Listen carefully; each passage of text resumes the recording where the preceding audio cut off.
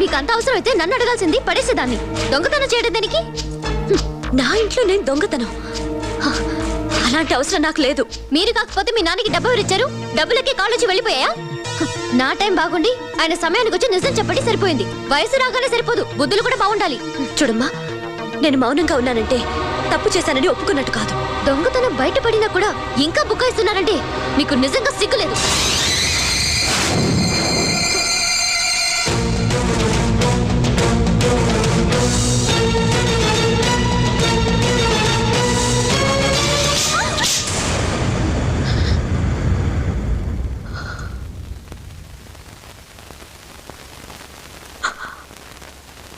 పో లోపలికి.